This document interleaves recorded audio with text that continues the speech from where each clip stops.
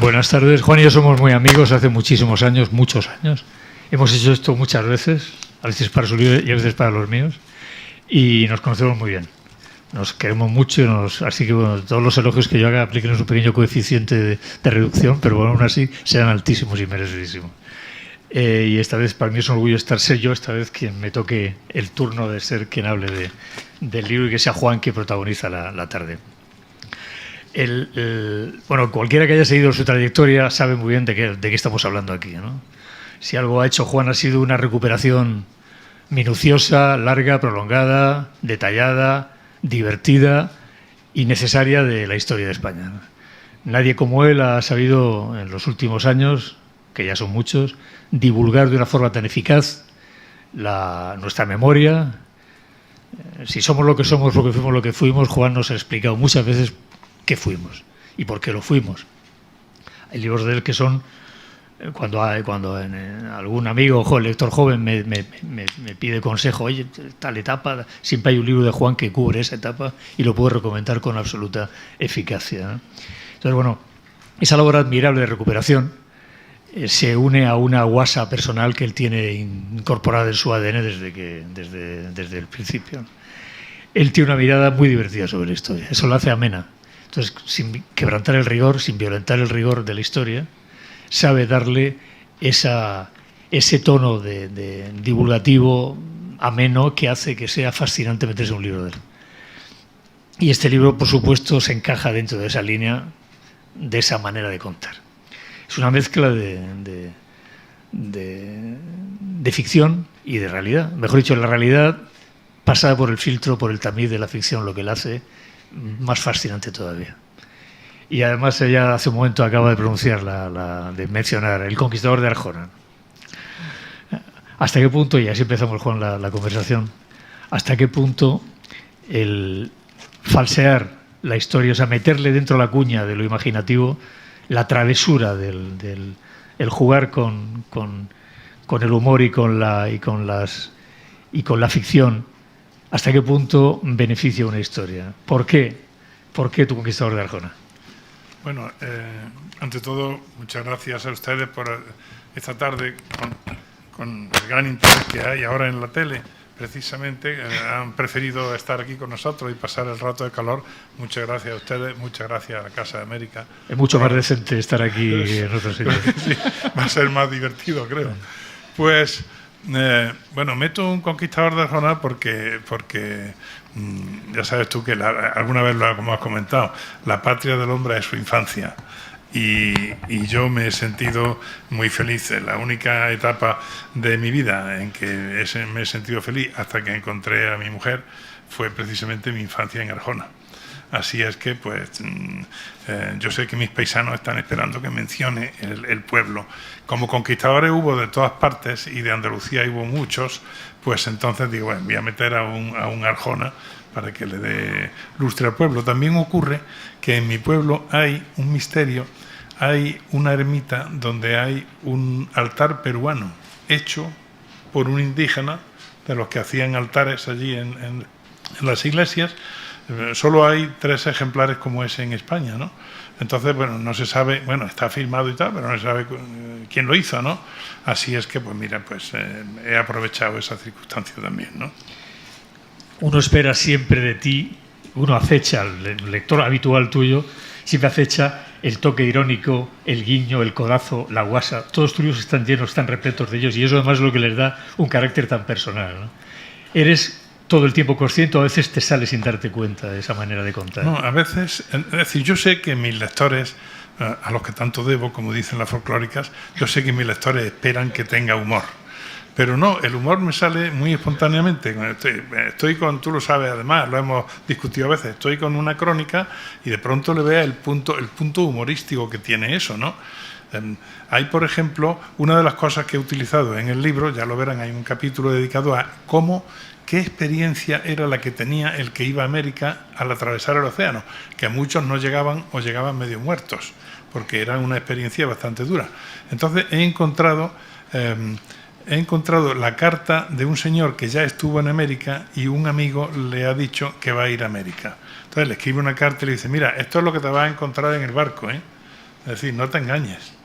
Y una de las cosas que le dice es, cuando tengas que hacer de cuerpo, lo haces con el culo al aire, viéndote todo el mundo y agarrado a una soga. Y si tienes mala suerte, vas al agua y no te pueden rescatar. Entonces, claro, esos pequeños detalles al final resultan humorísticos, como lo resulta también que en el primer viaje de Colón van a la fuerza y algún condenado a muerte, porque nadie quería exponerse, y en el segundo, que son ya 16 carabelas, hay bofetadas por meterse en ellas, ¿no?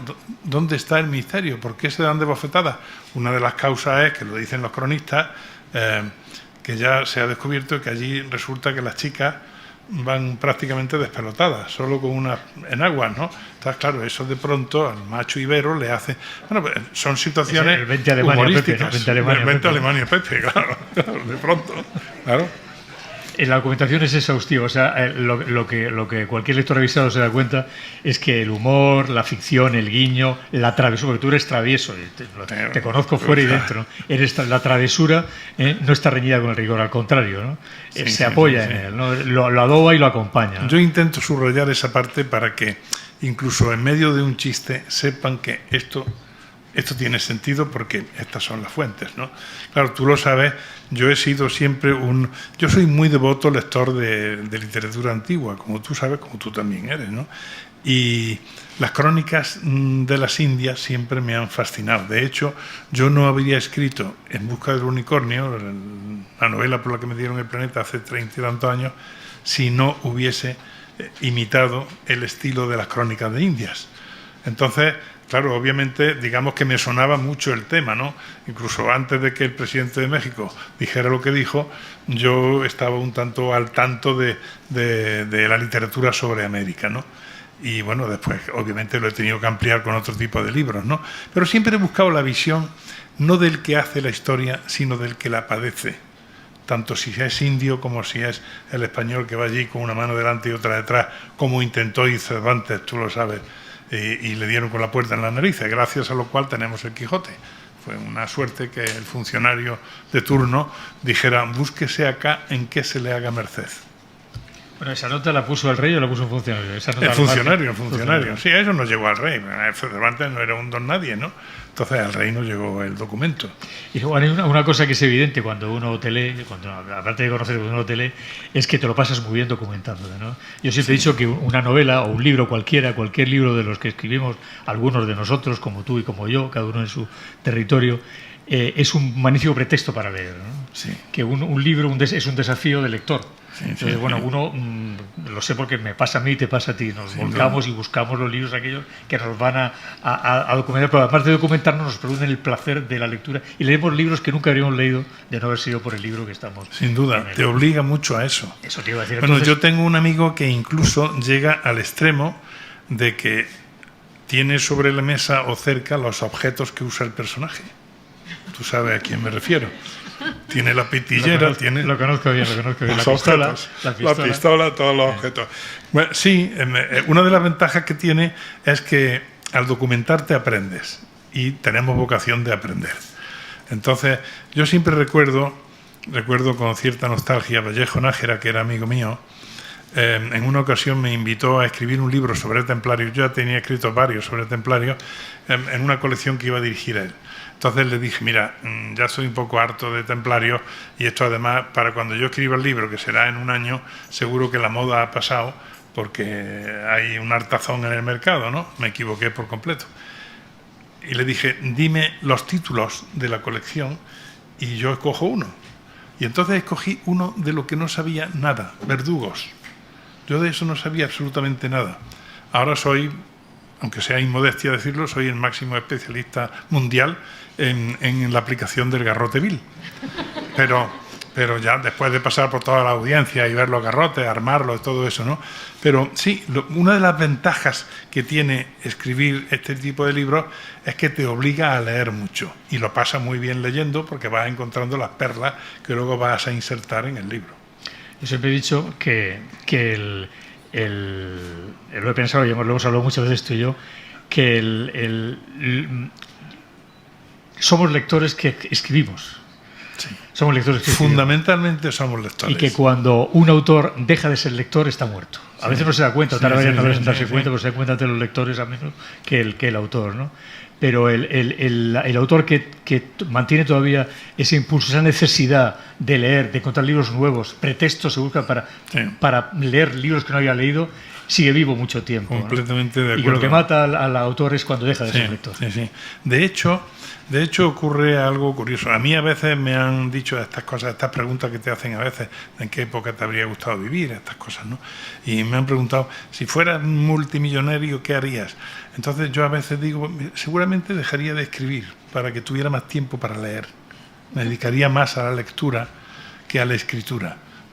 Y tú sabes también, porque lo hemos hablado a veces, es que entre nosotros está casi todo hablado, pero bueno, conviene para que ustedes lo sepan, que cuando llegas a cierta edad te conviertes en un relector, porque vas volviendo a libros que en su momento, por eso son clásicos, te impresionaron, y encuentras más placer en leer ese libro que en explorar la fronda de libros nuevos que van saliendo. Obviamente seguimos leyendo los libros de los amigos porque vivimos y crecemos según los están haciendo, ¿no? Arturo ya hace mucho tiempo, por ejemplo, que me contó cómo iba a ser su próximo libro, ¿no? Que tendrán dentro de un mes.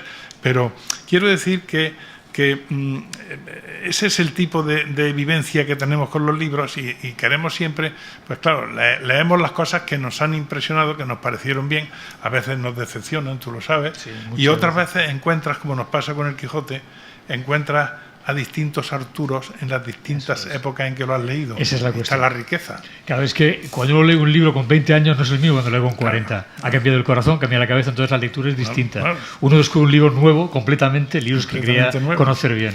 Y esa es la marca del clásico. Ese libro es clásico por eso. Volvamos a tu libro. Colón, Cortés y Pizarro. ¿Por qué? De todos ellos, sí. ¿Por qué esos tres? Bueno, son los más representativos. A cada uno he hecho que sea el más representativo de una época, realmente, de un periodo de la conquista. Colón, a pesar de que ahora le están quitando al hombre las estatuas y todo esto, Colón, sobre todo, lo deificaron en el cuarto centenario los italianos. Los italianos que iban con una mano delante y otra detrás a Estados Unidos a finales del siglo XIX, principios del XX, como allí los trataban como ciudadanos miserables de segunda categoría, ellos deificaron a Colón, dijeron, oye, sí, pero todo esto existe porque uno de los nuestros lo descubrió. Pero luego, si te pones a ver la figura de Colón en sí, pues, hombre, buena persona no era. Tampoco las figuras que lo rodean, Fernando el Católico, etcétera, tampoco son buenas personas, ¿no? Pero, en fin, este era un truán que yo intento decir lo que era y cómo era en el libro, ¿no? A mí me resulta mucho más simpático Cortés. Cortés es un hombre que ha pasado por las aulas de Salamanca, ha leído a Julio César, tiene las mismas aspiraciones. Es muy importante para ellos. La figura de Alejandro Magno en la Edad Media fue muy importante. Estaba muy mitificada, pero él sabe que de pronto es un hombre que conquista pueblos y mezcla a su gente con la de esos pueblos. En el caso de Alejandro no salió bien del todo porque eran pueblos muy distintos, ¿no?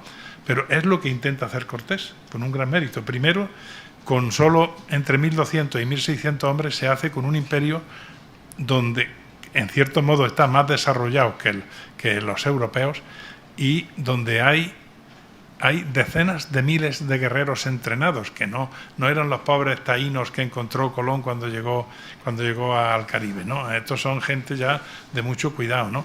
Y sin embargo el tipo se alía con los pueblos sojuzgados por los mexicas y derriba al imperio mexica y se pone él, ¿no? Entonces, como aventura, como persona y luego como escritor, las cartas que le escribe al rey son cartas que te dejan a decir que es un tío que sabe escribir y un tío que tiene cultura, un tío que sabe latines, ¿no?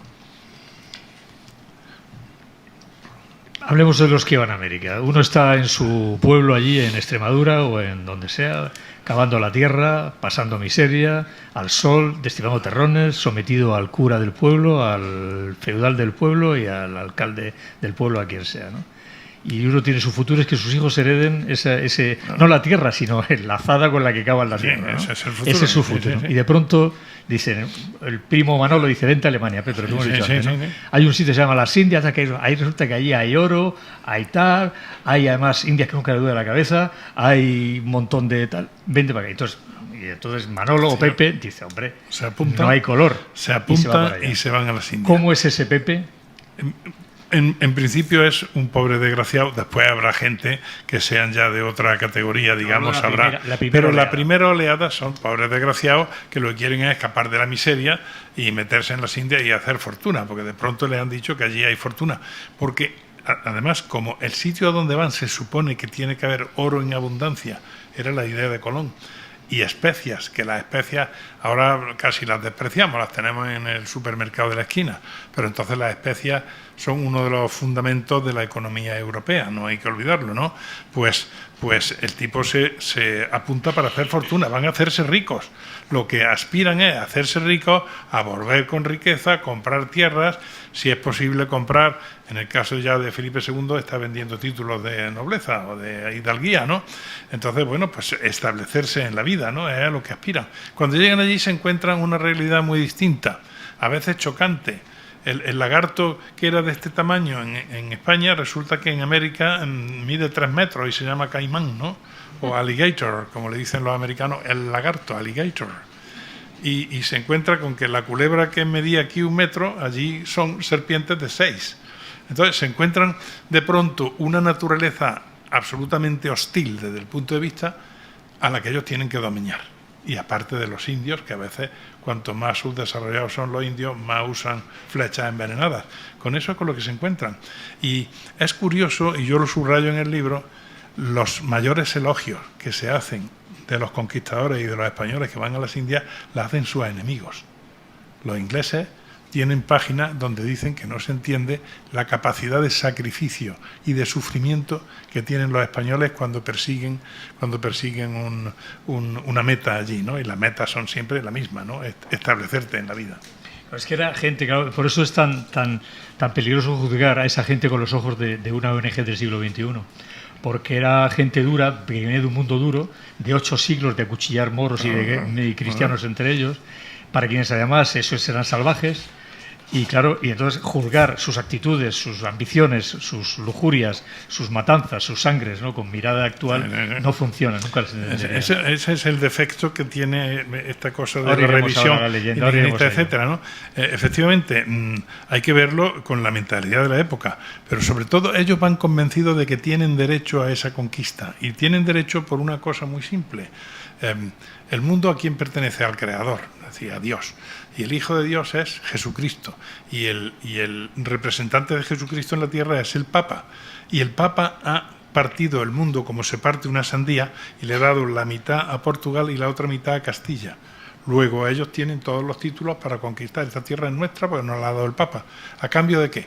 A cambio de que cristianicemos, evangelicemos a los salvajes, simplemente. Entonces hay que verlo obviamente en ese contexto en el que se desarrolla, pero a los pocos años, cuando ya hay muchos abusos, que los había obviamente, tenemos que pensar, el tipo que va de aquí más sabido, pues tiende a abusar de los indios. Cuando hay abusos y el padre Bartolomé de las Casas lo denuncia, en España de pronto se detiene la conquista, ya en época de Carlos V, y dicen, bien, vamos a examinar si tenemos realmente derecho. Y lo examinan teólogos, filósofos, etcétera, hasta que determinan que sí, que tenemos derecho, pero hay que emitir unas leyes de Indias para proteger a los indígenas. Ahora nos tenemos sobre eso, que te lo tenía previsto para más adelante. Antes, se me ocurre, hay una cosa, no sé si mencionas en el libro. ¿Sabes cuál es la primera palabra india que entra en la lengua española? Sé algunas, por ejemplo, en agua. Casi que no. La primera palabra india de América que figura en la lengua española, es en la carta de Colón, es la palabra canoa. Canoa. Que llaman canoas. Sí. Me parece que llaman bueno, canoas. sabes que uno de los conquistadores, un vasco que ha tenido una aventura con canoas, el tipo, yo creo que lo cuento en una nota a pie de página, el tipo cuando vuelve a España, me parece que a Rentería o algo así, el tío deja dicho en su testamento que en su lápida pinten una canoa, un barco hecho de un tronco y pongan canoa. Así, el tipo, sí, lo cuento, ahí tienen la cita que no me la sé de memoria, ¿no? Pero en una nota a pie de página, ¿no? Que pongan un barco, que dice cómo tiene que ser el barco hecho de un tronco y que pongan canoa. Bueno, súbditos de Castilla, eso Isabel lo dijo, son súbditos, nunca fueron colonizados, eran súbditos de Castilla, y así saltó desde el principio. Buenas intenciones de reyes aquí, buenas intenciones, sin duda. Y condición humana allá. Son buenas intenciones adelantadas para la época, todo hay que decirlo, ¿no? Porque los otros imperialismos que ha habido en Europa, como son el inglés, el holandés, el francés y no digamos ya el belga, ya en el siglo XIX, nunca han tenido la menor misericordia. O el alemán en Namibia. O el alemán también, no digamos ese también, ¿no? Es decir, no han tenido la menor misericordia. Pero desde el principio Isabel la Católica tiene dos cosas claras. Primero, son súbditos de Castilla con los mismos derechos, solo que hay que bautizarlo, eso por narices.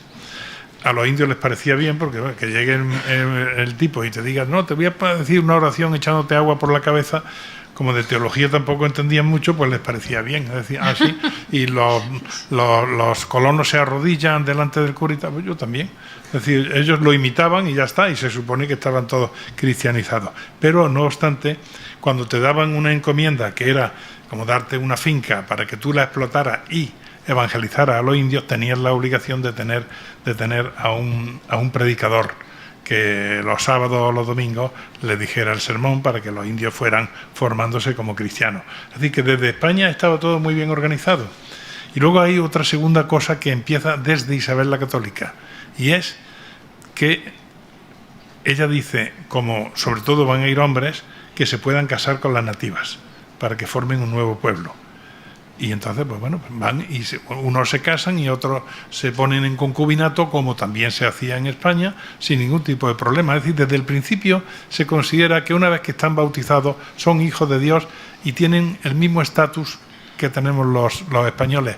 Es decir, aquellos son provincias españolas y por eso se ha producido esa hermosa realidad del mestizaje que no se da en otras culturas, también en otros imperios. Como sabes, la primera mención que hay al mestizaje en la literatura española también es en Bernardia del Castillo, cuando dice que al entrar en Tenochtitlán algunas de las indias que iban con los españoles estaban ya preñadas. Sí, iban ya preñadas. La primera mención que hay al mestizaje, ahí nace, ya llevan la América, claro, para bien y para mal. Las llevan en el vientre. Hay que tener en cuenta cuando uno de los caciques le regala a Cortés 30 y tantas chicas, entre ellas Malinche, la que será luego su intérprete, y también le dará un hijo, pues lo primero que hace, después de bautizadas y ponerle nombres españoles, pues le pone, es decir, nombres cristianos, quiero decir, pues las reparte entre los capitanes y unos las cogen en concubinato y otros se casan con ellas. Pero lo primero que hace es lo mismo que hizo Alejandro Magno cuando conquistaba Persia, cuando conquistaba y cuando se acercaba a la India, ¿no? Exactamente lo mismo, casar a los capitanes con princesas. Desde mi punto de vista hay dos planos que en tu libro los resaltas bien y más estoy de acuerdo con eso. Es una primera oleada, digamos, de héroes, animales grandiosos, épicos, salvajes, el Pepe de la... que con la atrocidad llevan la grandeza.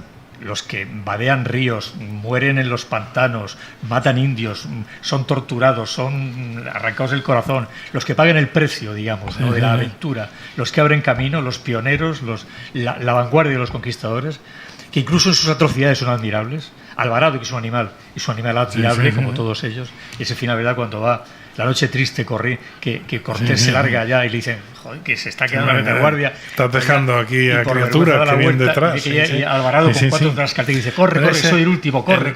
El pundonor. Ellos tienen en cuenta la fama. El mundo de la fama, ya sabemos que en este momento es fundamental. Van por el dinero, pero también quieren fama, que es lo que le pasa, por ejemplo, también a Pizarro y le pasa al Magro, ¿no?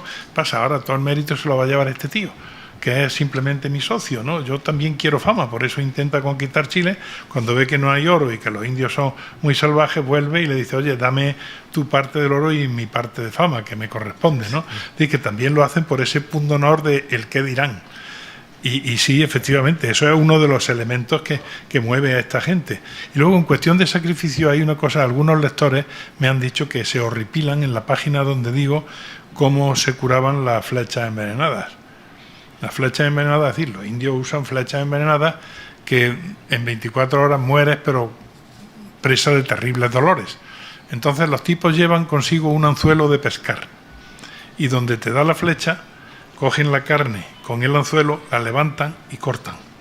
Entonces, claro, uno lo piensa y dice, bueno, esto es absolutamente espantoso. Luego se ponen allí un emplasto y otros, con un hierro al rojo vivo, se lo aplican en el sitio para quemar el veneno con la carne al mismo tiempo. Y claro, eso es heroicidad. Y Bernal Díaz del Castillo cuenta cómo, en un episodio muy que la gente normalmente se lo salta, no se dan cuenta de lo que está diciendo en ese momento. Ellos se curan, cuando hacían heridas, las cicatrizaban con sebo fundido, se echaban sebo hirviendo, o sea, fundido en la herida para cerrarla. Y cuando no les quedaba sebo, de los indios gordos enemigos cogían el sebo y con eso se quemaban. De hecho, otra de las escenas del libro, recordarás, es cuando el físico de las llagas, que es el médico, el cirujano, en una batalla está buscando indios gordos y no lo encuentra. Y dice, bueno, pues tendremos que... Un español que acaba de venir, porque los españoles tampoco engordaban allí, que acaba de venir de Castilla y todavía es medio gordo, le abre el vientre, saca el sebo para hacer el cauterio. El cauterio se hace con aceite y cauteriza las heridas, ¿no?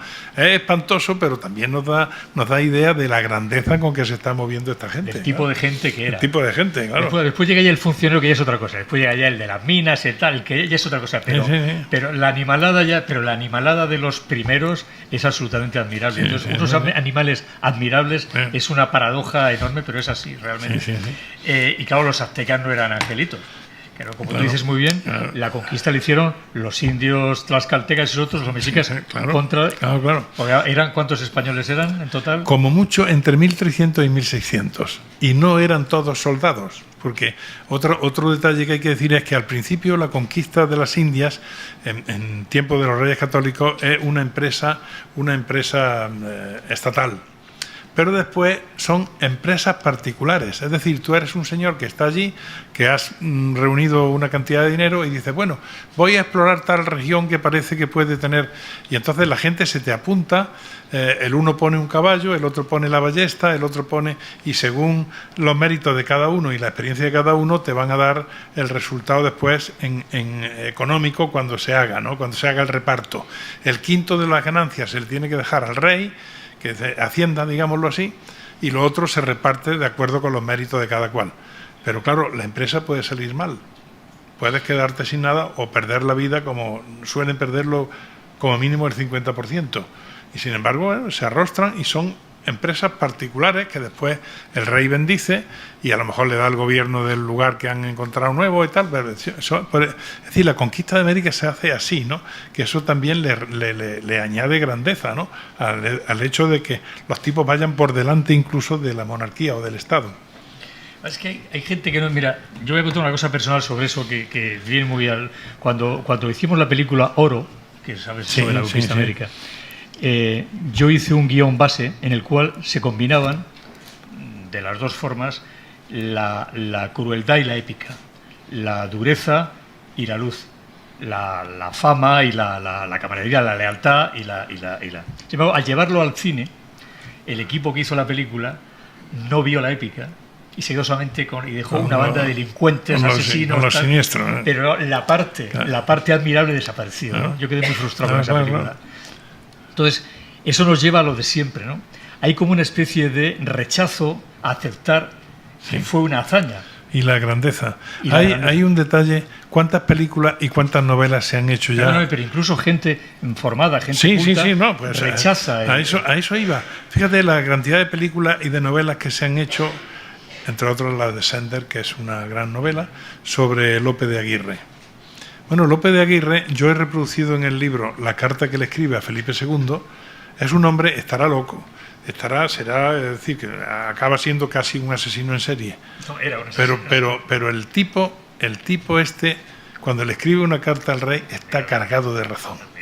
Y entonces le está diciendo el rey, aquí estamos una serie de desgraciados que estamos haciéndote el trabajo y estamos llevándonos la parte fea de la conquista y no se nos da nada. Que y luego matamos dando la cara. Claro, damos la cara. Y luego viene un montón de enchufados de Castilla o de otros lugares, ¿no? Incluso de Cataluña, aunque han dicho muchas veces que catalanes no hubo en la conquista. Vienen aquí un montón de enchufados y se les dan las cosas gratuitamente. Y esa es su protesta como español, y rechazando al rey, diciéndole de tú a tú que esto no es razonable, ni es justo, ¿no? Y además muy de tú a tú. Bien, oro y plata. No nos sirvió para nada. Bueno, se fue porque igual que vino, sí, se lo llevó. Ya sabes lo de Quevedo. Nace en las Indias honrado al oro, al dinero, donde el mundo lo acompaña, viene a morir en España y es en Génova enterrado.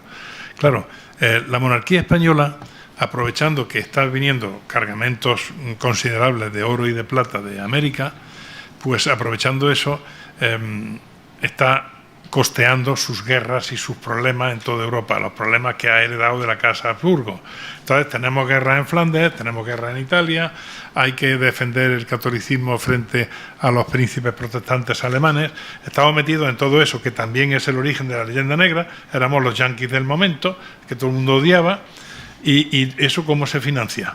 Se financia con los préstamos que los reyes, desastrosos administradores, Felipe II, con toda su grandeza, tiene 4 bancarrotas a lo largo de su reinado.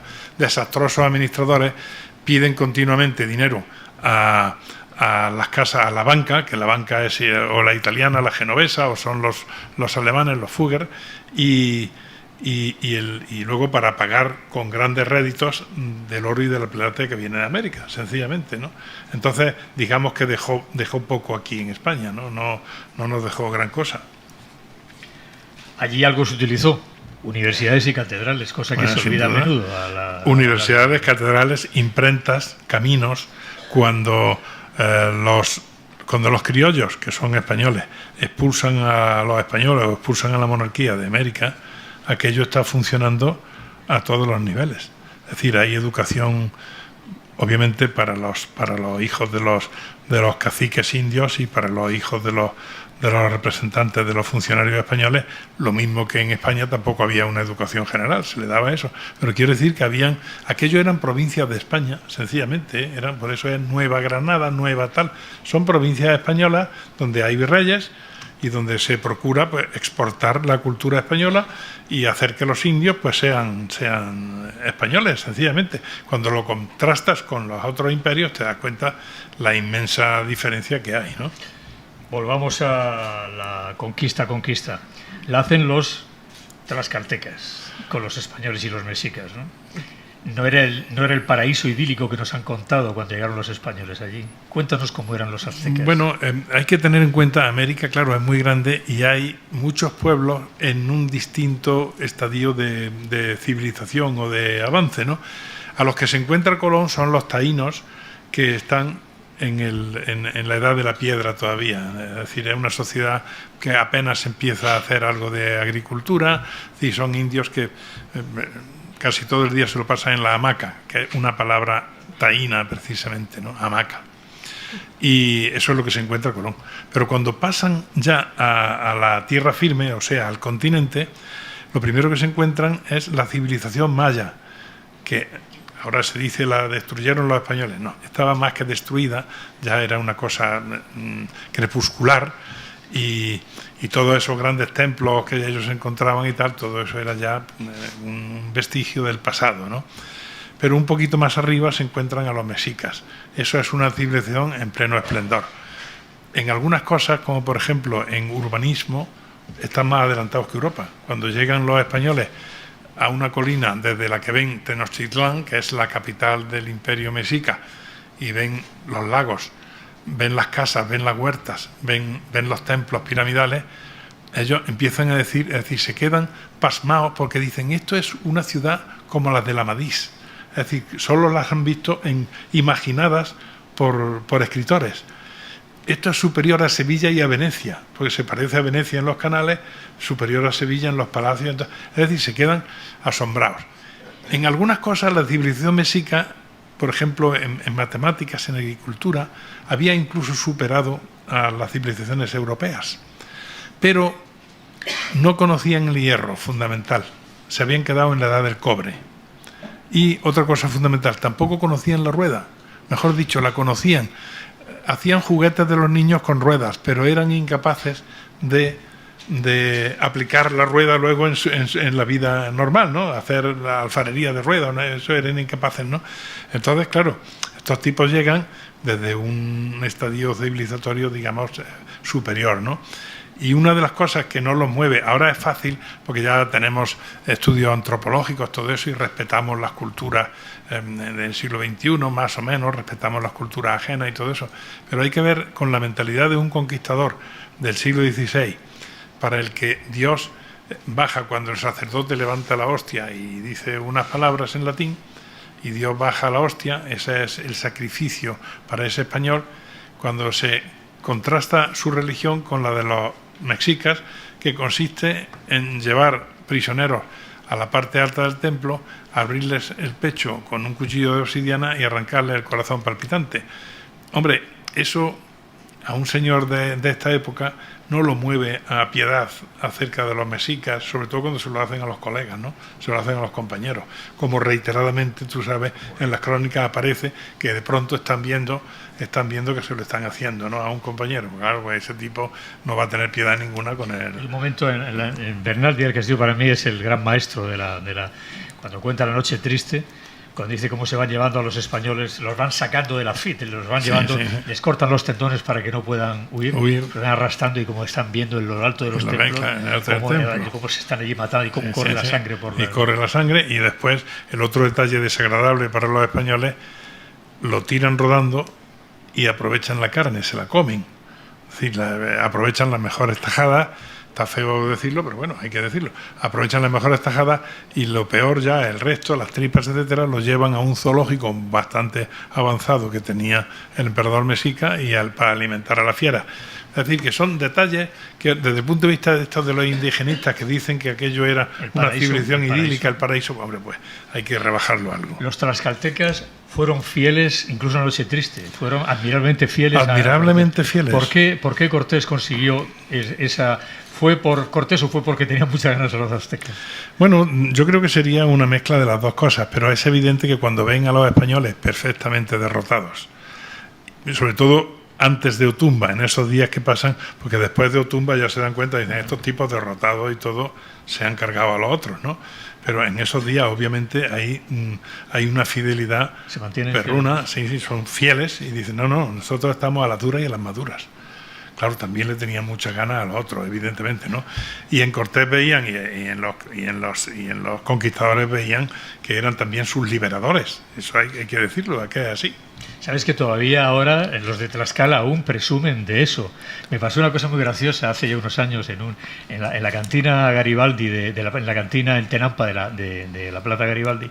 Estaba ahí unos mariachis ahí tocando me senté con ellos, empezaron a tomar copas y nos fuimos amigos hasta muy tarde, ¿no? Pues los vi muchos años después. Y uno de ellos me dice, le digo una cosa a don Arturo, ¿sabe usted una cosa? Dice yo soy malinchista, yo soy de Tlaxcala.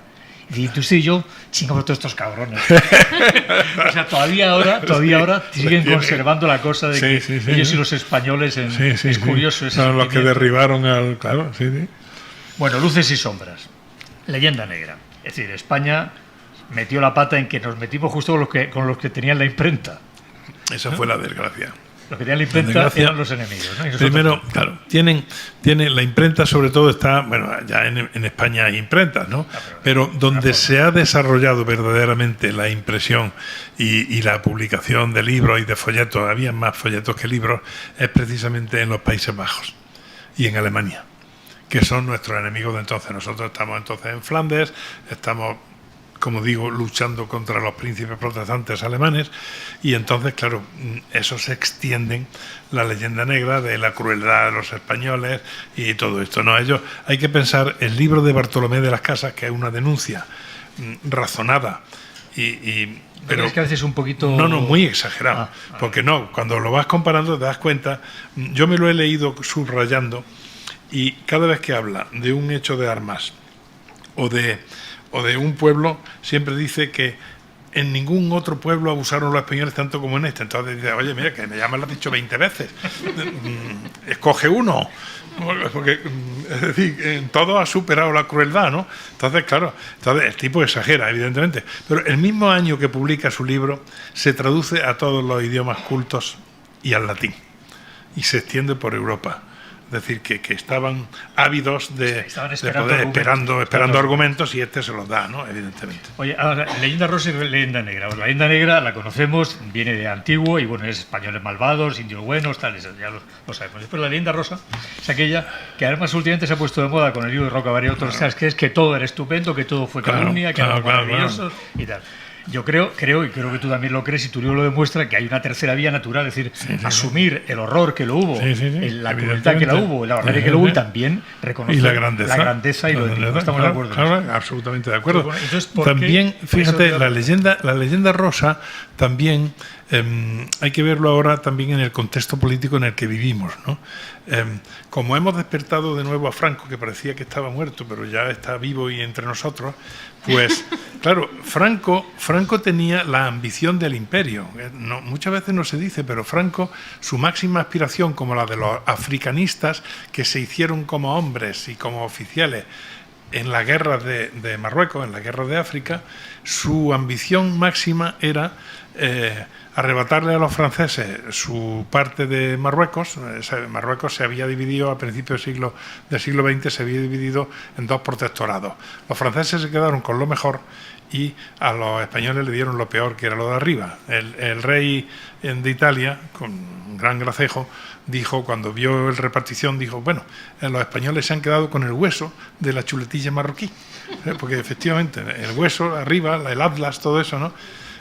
Eso es lo que nos dieron a los españoles, ¿no? Franco aspiraba a quedarse con todo y además con parte de Argelia, que era el oranesado.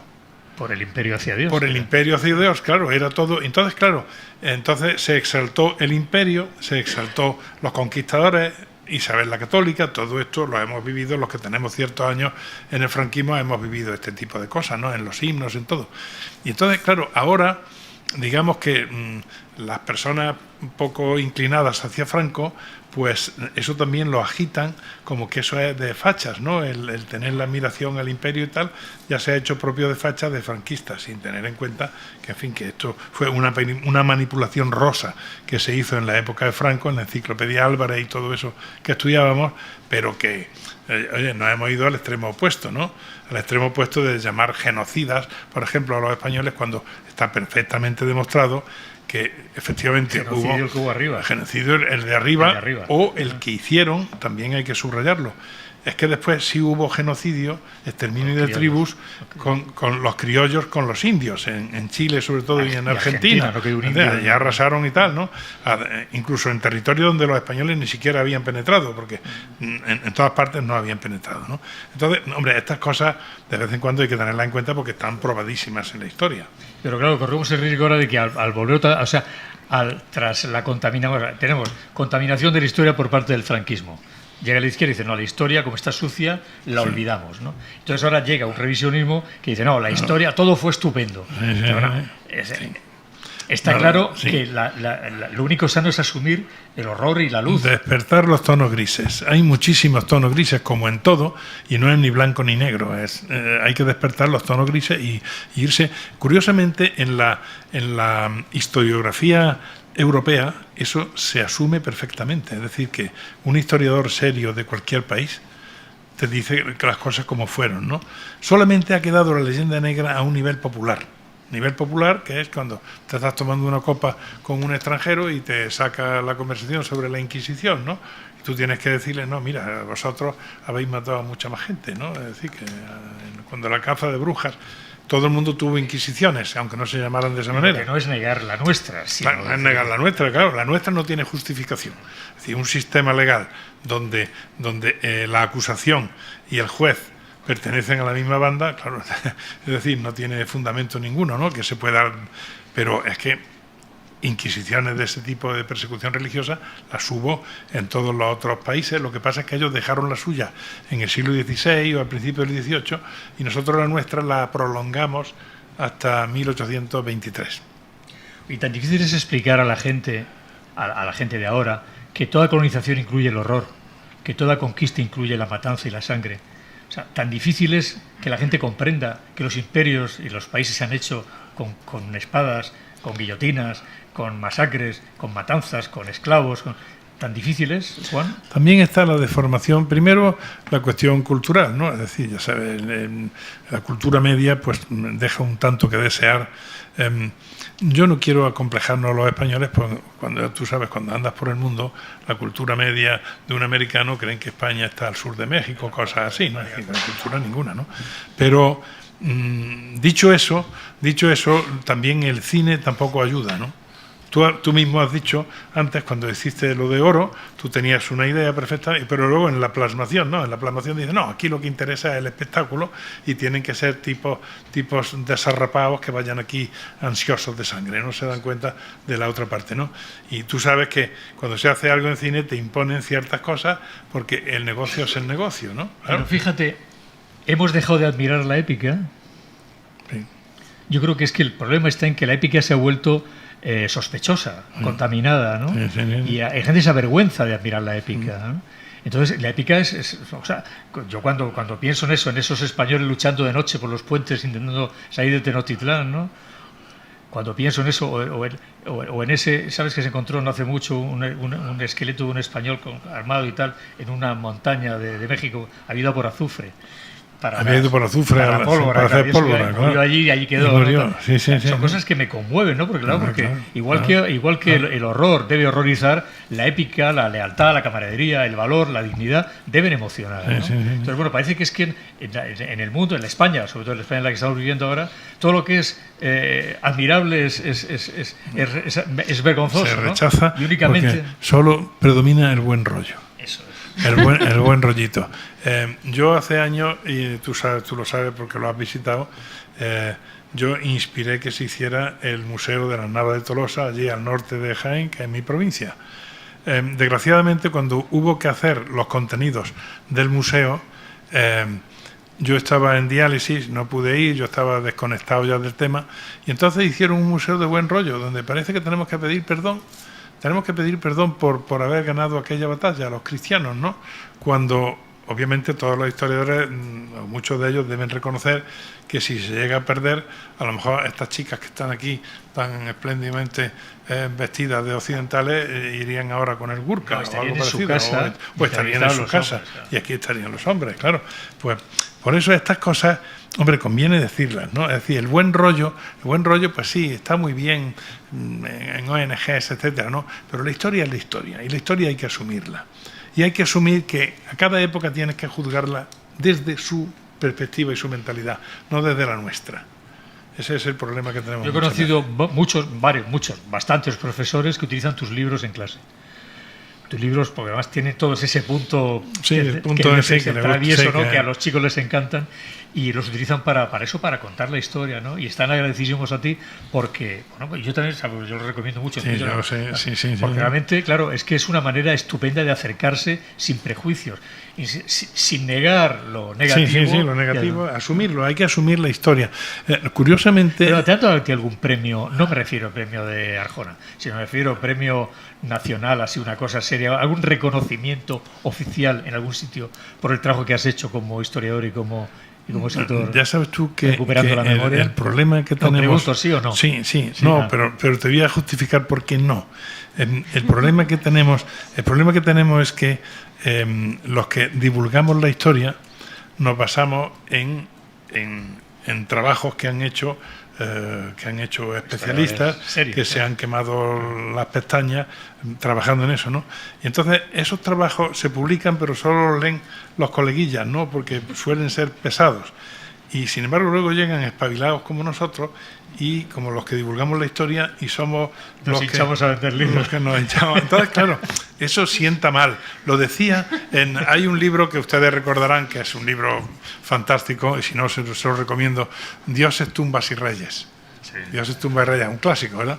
Bueno, pues Pericot, el gran arqueólogo que hace el prólogo, en el prólogo dice, él reconoce, dice, libros como este a los que estamos quemándonos las cejas y tal y los codos en la investigación nos fastidia un poco, ¿no? Porque de pronto llega un espabilado que llega desde fuera y sin mojarse coge nuestros trabajos, los liba, coge lo bueno, lo expone de una manera agradable y eso es lo que le gusta a la gente, venden libros y nosotros no. Es un problema. Yo hace años, discutiendo con un eximio catedrático de medieval de una universidad española, él me contaba que él no podía rebajarse a escribir. Él decía que era discípulo de Doji, porque ya sabes, lo mejor es ser discípulo de alguien que ya se ha muerto, que no te puedes desmentir, ¿no? Y me decía que él no podía rebajarse a escribir, en fin, cosas para, en fin, que él estaba en otro nivel, ¿no? Yo le decía, no, si lo entiendo, si tiene que ver en ese nivel para que los que estamos en este nos aprovechemos, ¿no? Pero luego en la comida se le ocurrió, fue un defecto que tuvo, había encontrado en París un taxista que iba leyendo un libro de su maestro, ¿no? Entonces le pregunté, ¿usted se imagina un taxista leyendo un libro de usted? No, esa es la diferencia. También es verdad que te cuento, no, también es que también el nivel de cierto sector de la sociedad actual es muy... Es que te cuento, es que hace poquito me ocurrió, hace 4 días en Twitter. No es del tema, pero bueno, ayuda al tema, sí. Es lateral, ¿no? Un tuitero me pregunta, don Arturo, si me dice don Arturo, por favor, dígame autores, personajes, políticos notables, algunos políticos notables en la historia de la humanidad y en España, ¿no? Políticos notables. Entonces yo, bueno, pues le digo, pues así en un tuit que quepan, pues Pericles, Metternich, Napoleón Bonaparte, Talleyrand, Mussolini, Hitler, Lenin, Adolfo Suárez, y un tuitero contesta, Mussolini era un dictador, no era un político, ¿cómo se atreve usted a tratar? Entonces, claro, la ignorancia. El problema es que frente a ese discurso tan elemental, tan ya no hay no manera. No puede. Que se ha perdido, ya no vuelve nunca. No puedes responder porque tendrías que responder en 40 folios, claro. Y entonces obviamente es que tampoco lo merece, ¿no? Pero claro, en el momento en que dice no era un... ¿No crees que el que ¿no? hay un, digamos, ahora hay un público potencialmente lector o hay un sector que ya está perdido, que ya no tiene recuperación? Sí, no tienen recuperación posible, pero siempre hay que pensar, serio, mira, este libro está publicado por Planeta, como ustedes saben, y recuerdo Lara el Viejo, el editor que fundó la editorial, él decía, lo importante es vender libros, no que los lean. Decía, ¿por qué? Sí, y él lo justificaba, decía, en la casa donde hay libros, a lo mejor los que lo han comprado no los van a leer porque no tienen costumbre, pero los hijos que se crían en una casa con libros, tú eres un ejemplo. Tú te has criado en una casa con libros y entonces, claro, eso sí leen los libros. Claro, entonces, pues eso pasa. Esta gente a lo mejor está perdida, ¿no? Pero a lo mejor sus hijos son recuperables, con un poco de suerte. Si se compran los libros. Y hay una cosa que no quisiera no tocar antes de que nos fuéramos hoy, y es la oleada de populismo en América, ese indigenismo, entre comillas, fácil de vender y fácil de comprar, que nos utiliza a los españoles de nuestra historia como pim pam pum y como argumento fundamental, ¿no? ¿No crees que, y desde mi punto de vista, conoces América, yo también conozco América bien, eso también creo que también va siendo irreversible? Se va produciendo un proceso de rechazo a lo español, de malignización de lo español, de escupir sobre todo lo que es la huella española, incluso gente que tiene apellidos españoles insulta. Entonces, ese proceso al que oportunistas como López Obrador, como Cristina Kirchner se han apuntado sin ninguna vergüenza, ¿no? ¿Cómo crees que eso irá más? ¿Crees que se ha abierto ahí una brecha grave? Yo creo que esto es una moda que, claro, obviamente hay una serie de repúblicas en Sudamérica que son países muy ricos, con grandes potenciales, pero que no se han desarrollado políticamente o socialmente, no se han desarrollado, no son países modernos, ¿no? Entonces, claro, lo más fácil es tomar a los españoles como cabeza de turco y decir, no, esto ha funcionado mal en comparación con los Estados Unidos porque allí aquello fue civilizado por los ingleses y esto fue civilizado por los españoles o colonizado. Claro, uno también puede contrarrestar ese argumento diciendo, bueno, los españoles hace ya 200 y pico años que nos fuimos. En 200 y pico años habéis tenido, es decir, habéis tenido tiempo de sobra de modificar esto, ¿no? Y de hacer lo que sea. Es decir, que esa no es la causa. Los españoles no son la causa, pero son una cabeza de turco estupenda. Y por eso están ahora sacando de las crónicas indígenas ignotos que no tuvieron importancia ninguna, y cuando quitan a Colón, en el mismo pedestal colocan al indígena, ¿no? Siempre en esculturas muy malas, porque las de Colón era de cuando había buenos escultores, finales del siglo XIX, principios del XX, una escultura estupenda. El cuñado del alcalde. El cuñado del alcalde, y allí te ponen una cosa que, en fin, que da una cosa penosa, ¿no? Pero bueno, te da idea de por dónde van los tiros. Lo que asombra cuando uno lee de tu libro, bueno, o conoce, se acerca a la historia de España y se acerca a las versiones de la historia de lo español que se producen en el mundo anglosajón, sobre todo, el cinismo. Sí, el cinismo anglosajón respecto a España y América. Son cínicos como ellos. Solo yo he vivido en Inglaterra, por eso son tan buenos actores. Son unos actores. Tú dices, no, sí, yo he vivido en Inglaterra en ciudades de 5.000 habitantes y había 3 compañías de teatro que qué más quisieran, con todos los perdones, los actores españoles parecerse a la bondad que tenían como actores. Eran actores excelsos, ¿no? Entonces, claro, tienen esa capacidad. Hay un escritor ya muerto hace 50 años, húngaro, que se trasladó cuando la guerra a Inglaterra y que estudió muy bien a los ingleses, ¿no? Y cuenta una anécdota en plena guerra. En plena guerra cuenta que está con un inglés, están en un bar, están tomándose una copa y de pronto suena una explosión que ni siquiera era, porque ni sirenas, no eran los alemanes, pero era en la época en que estaban ya cayendo las primeras bombas volantes, y entonces suena una explosión seguramente de algún escape de un coche en la calle y el tipo se tira al suelo, el inglés. Y dice Mikes, que es este húngaro, dice, flat as a pancake. Es decir, se puso en el suelo, se puso como una tortita. Y el otro no, el otro sigue con su copa en la mano, sentado allí en la barra. Entonces el inglés desde el suelo le dice, te has asustado tanto que ni siquiera te has podido mover, ¿eh? Es un bien que lo sacó. Hay que tener jeta, ¿no? Ni siquiera te has podido mover. Además es asombroso en estados de Estados Unidos, estados del sur, donde los indios fueron exterminados sistemáticamente, que han sido repoblados con emigrantes que han venido donde no lo fueron, que fue en la América hispana. Ahora están borrando la memoria española, negando lo español, acusando de genocidas, y lo terrible es que los propios hispanos que ya están de segunda y tercera generación secundan y aplauden el complejo de inferioridad se supera uniéndose, es decir, siempre el judío converso era mucho peor con los de su raza que el castellano viejo. Siempre hay que arrimarse, lo que ocurre también en alguna región española que no señalaré, ¿no? Los peores y los más extremistas son los descendientes de andaluces o extremeños, ¿no? Es así. Lo que se tienen que hacer.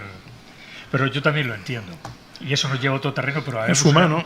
Es humano. O sea, vamos a ver, cuando el Estado, y esa es la única incursión que hacemos en ese terreno, cuando el Estado abandona a los súbditos, esos tienen que buscarse la vida. Cuando hace dejación, tú más que nadie, hijo mío, pues nada, tú ya sabes, más que nadie, y manda tal, y se te vea en la primera fila, porque nadie te va a ayudar de ahí. Cuando hace dejación de sus obligaciones, ocurre lo que ocurre, que es lo que estamos presenciando, lamentablemente. Y para terminar, Juan, porque son las 8, tiene, la última pregunta es, bueno, yo lo sé porque lo hemos hablado muchas veces, pero ellos no están en las conversaciones. ¿Tiene arreglo este complejo?